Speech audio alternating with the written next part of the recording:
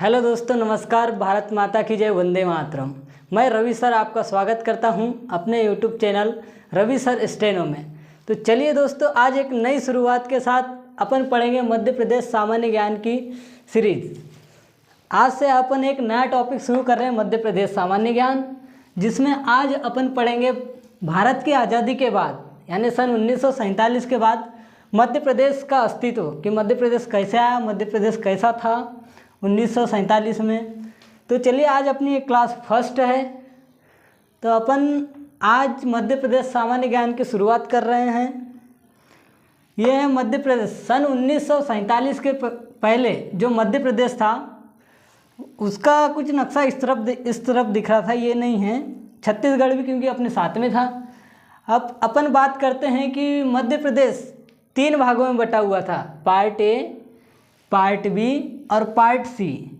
Part A, इसकी राजधानी नागपुर थी। चलिए अब स्टार्ट करते पार्ट ए से। अपन पार्ट ए था जिसको बोलते हैं सीपी बरार या महाकौशल क्षेत्र, जिसके छत्तीसगढ़ वाला भी क्षेत्र कुछ आता था इसमें। कुछ इस प्रकार से था पहले छत्तीसगढ़ वाला। इसके पहली राजधानी नागपुर थी, जिसकी 15 रियासतें थी। 15 रियासत। इसके सीएम पंडित रवि शंकर शुक्ल थे।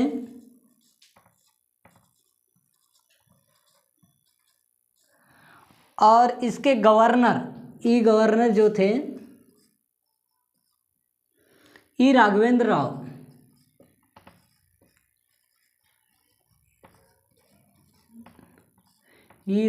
राव। थे। और इस पार्ट ए को अपन सीपी बरार या महाकौशल क्षेत्र के नाम से जानते थे, जिसमें नागपुर वाला क्षेत्र, जो महाराष्ट्र में भी, वर्तमान महाराष्ट्र में, वो भी कुछ क्षेत्र इसमें शामिल था। तो ये होता है अपना पार्ट ए। अब अपन आते हैं पार्ट बी में, जो मध्य प्रदेश का दूसरा जो हिस्सा था, मध्य भारत वाला क्षेत्र। इसको बोलते थे अपन पार्ट बी। पहले राजा महाराजाओं का शासन, उसके बाद अंग्रेज आए। अंग्रेज ने जब छोड़ के गए, उसके बाद पार्ट बी, मध्य प्रदेश का अस्तित्व पार्ट बी था, जिसको पार्ट बी में इसकी 2 राजधानी थी। पहली तो इंदौर राजधानी थी और दूसरी ग्वालियर। ग्वालियर राजधानी को शीतकालीन राजधानी थी ये।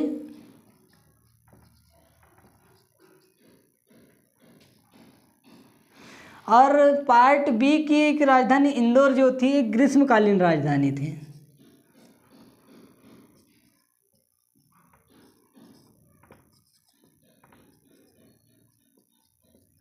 ग्रीष्मकालीन राजधानी थी इसकी। ये मध्य भारत का क्षेत्र कहलाता था।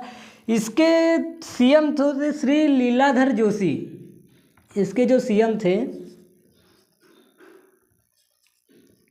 लीलाधर जोशी। यहाँ मैं कुछ शब्द लिखूंगा नहीं, आपको मैं सिर्फ बोल के बताऊंगा कि सीएम कौन थे और इसके गवर्नर। इसके गवर्नर जो थे पार्ट बी के, इसके गवर्नर जो थे पार्ट बी के, तखतमल जैन।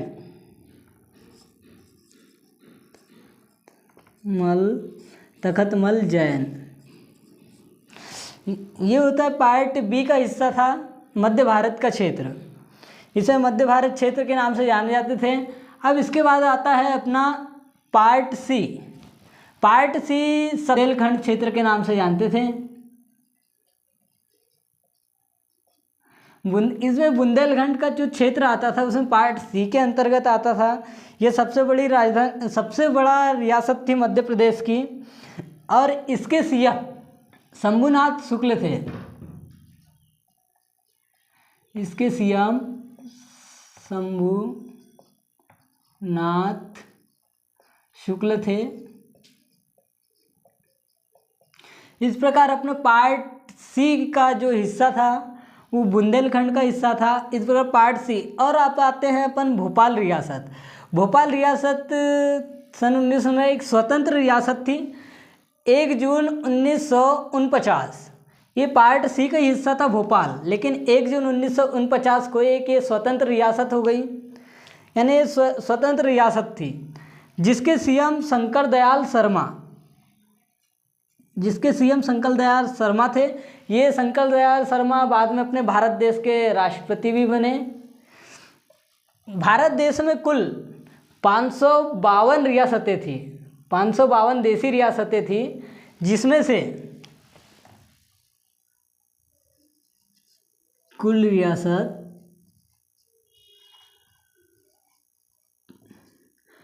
रियासत 552 थी। इसमें से भारत देश में सन 1947 को 549 रियासतें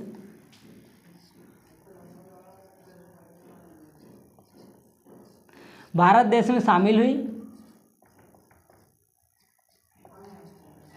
और जो 3 रियासतें थी वो 3 रियासतें अलग ही रही, या तो एक स्वतंत्र रियासतें रही, या फिर उनको अपने प्रथम प्रधानमंत्री पंडित जवाहरलाल नेहरू और सरदार वल्लभ भाई पटेल ने इनके द्वारा उनको मिलाया गया भारत देश में। तो 3 रियासत, पहली रियासत थी जम्मू कश्मीर, दूसरी रियासत थी जूनागढ़, और तीसरी रियासत थी हैदराबाद। ये तीनों रियासतें अलग अलग थी, जिनको कुछ कुछ इससे मिलाया गया। जैसे कि जम्मू कश्मीर को विलय पत्र के हिसाब से मिलाया गया।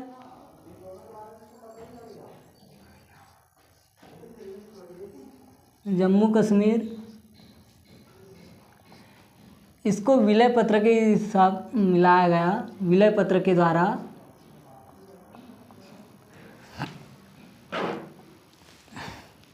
सत्ताईस अक्टूबर 1947 को, इसकी डेट भी याद रख लो, कभी कभी एग्जाम में पूछ लेता है। 27 अक्टूबर 1947 को। अब आते हैं अपनी दूसरी रियासत। दूसरी रियासत है जूनागढ़।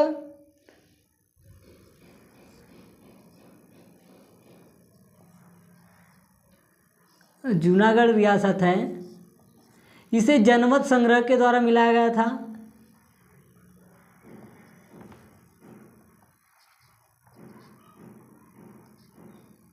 जनमत संग्रह,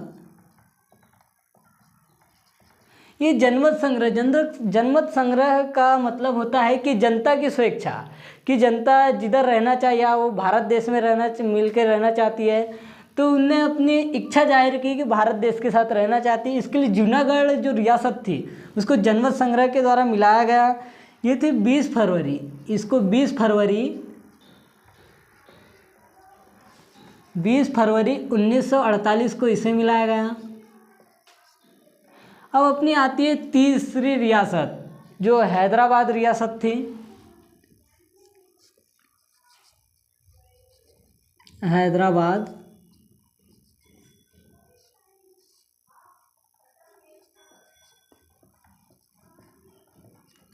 हैदराबाद रियासत, इसको पुलिस कार्रवाई के द्वारा मिलाया गया था।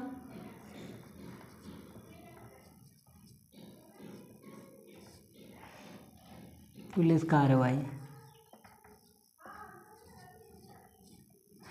कार्रवाई द्वारा इसे मिलाया गया था। अब अपन जो पार्ट बी था, इसमें अपनी 26 रियासतें थी, 26 रियासतें, और पार्ट ए में 15 रियासतें थी, जिसकी राजधानी नागपुर थी अपनी। तो चलिए दोस्तों, मध्य प्रदेश तो पहले सन 1947 के बाद ऐसा था, लेकिन अब मध्य प्रदेश को राज्य बनने में, ये तो देशी रियासतों में विभाजित था पहले, part A, part B, part C, लेकिन सन 1947 के बाद कुछ समितियां बनी, कुछ आयोग बने, मध्य प्रदेश राज्य पुनर्गठन आयोग भी बना सन 1956। तो चलिए देखते हैं कि मध्य प्रदेश राज्य कैसे अस्तित्व में आया अपने।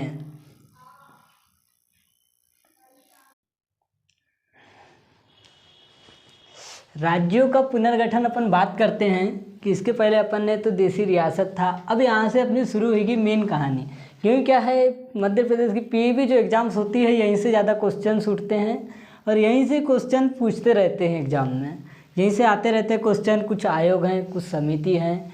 तो चलिए देखते हैं राज्यों का पुनर्गठन। राज्यों के पुनर्गठन के लिए एक आयोग बना जिसको अपन एस्केधर आयोग के नाम से जानते हैं। ये जून 1948 को बना था। जून 1948 का एस्केधर आयोग बना राज्यों के पुनर्गठन के लिए।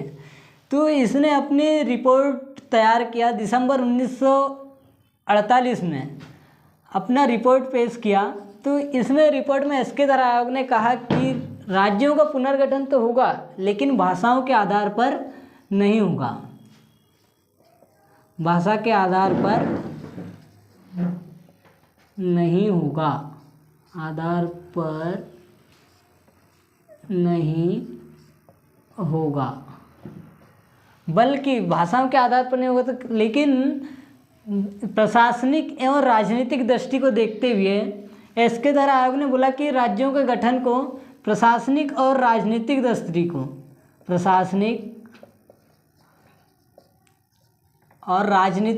को देखते हुए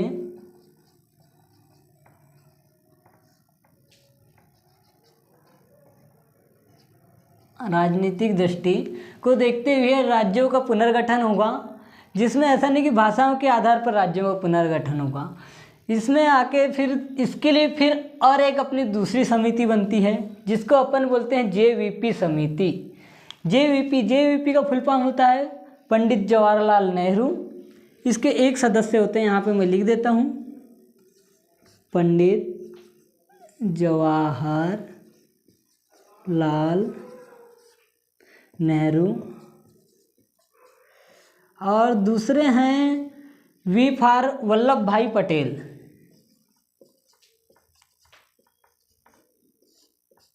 वल्लभ भाई पटेल। और इसके तीसरे पी हैं, पी फॉर तीसरे सदस्य जो हैं इसके पट्टाभी सीतारामैया।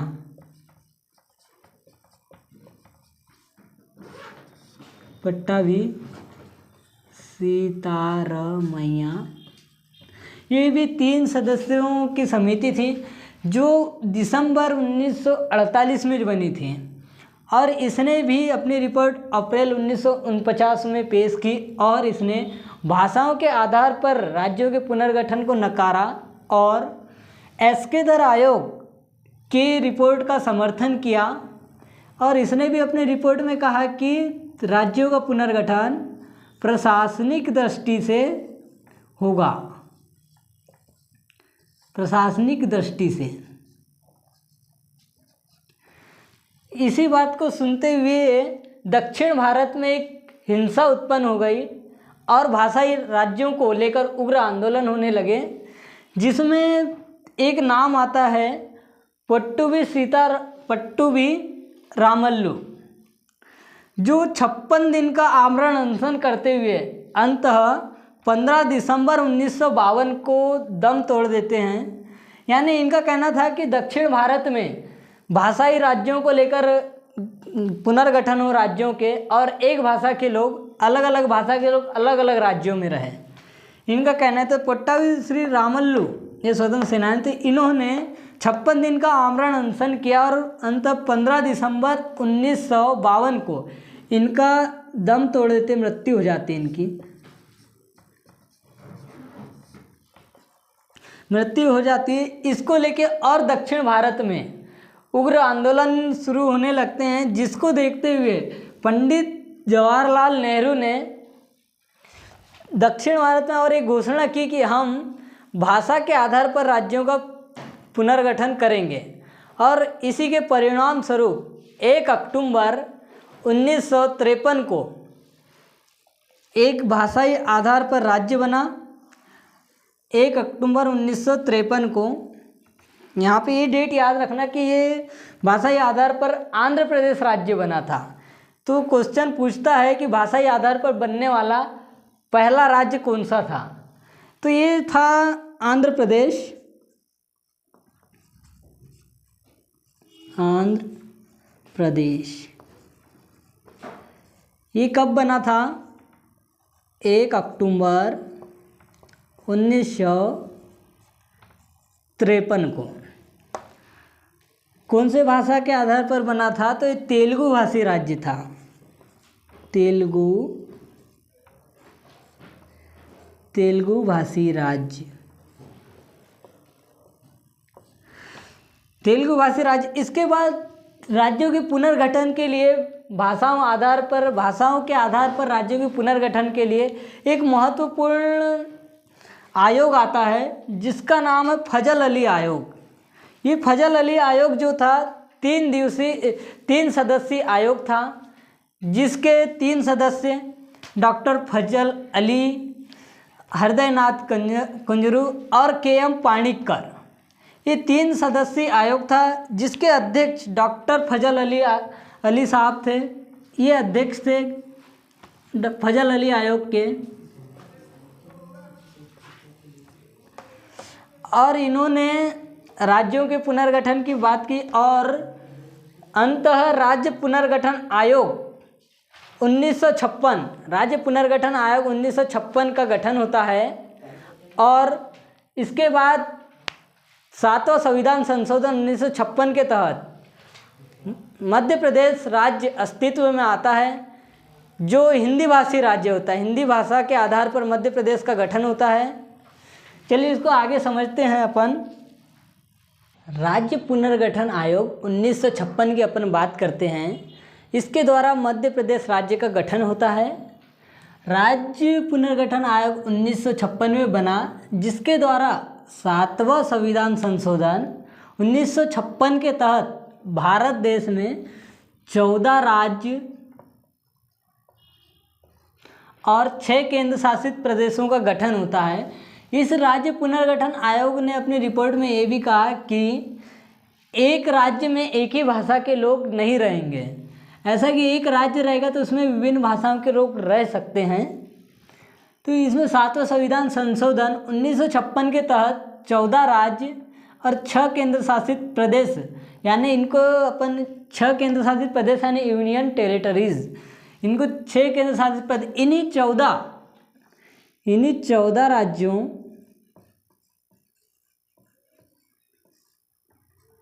में से एक राज्य मध्य प्रदेश, एक राज्य जिसको अपन एमपी बोलते हैं, एमपी बनाए। कौन से भाषा के आधार पर? हिंदी भाषा के आधार पर।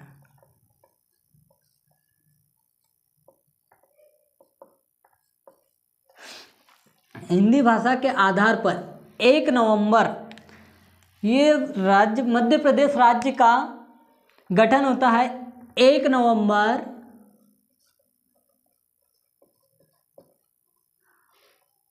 1956। 14 राज्यों में से एक राज्य एमपी बनता है हिंदी भाषा के आधार पर। 1 नवंबर 1956 में अस्तित्व में आता है। 43 जिले व 8 संभाग के साथ में। तो चलिए दोस्तों, अपन आज की क्लास को यहीं ख़त्म करते हैं और हम आपसे लेते हैं विदा। जय हिंद साथियों।